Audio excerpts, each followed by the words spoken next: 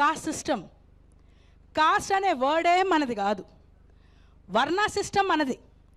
కానీ ఈ యూరోపియన్స్ ఎవరైతే మన దగ్గరికి వచ్చారో they started looking India through there lens. వాళ్ళ లెన్స్ ద్వారా ఇండియాని చూడడం మొదలెట్టారు.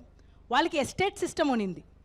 అంటే నీ పుట్టుక డిటర్మైన్ చేస్తుంది ఎలాంటి వాడివు, నీలో ఎలాంటి లైఫ్ ఉండబోతుందో అనేసి. సో మన వర్ణ సిస్టాన్ని వాళ్ళు కాస్ట్ సిస్టమ్గా అనుకొని సేమ్ థింగ్ మనం ఇండియన్ సిస్టంలోకి ఇంపోర్ట్ చేశారు. And even now we are so damn stubborn to that caste system. ఆ కాస్ట్ సిస్టమ్ ఎంత స్టబన్ అయిపోయిందంటే it is not only a social part of our life, it plays a very important political economic aspect also. Without caste there is no politics. There are no politics. Without caste, there is no social life in the country. Without caste, there is no economic aspect.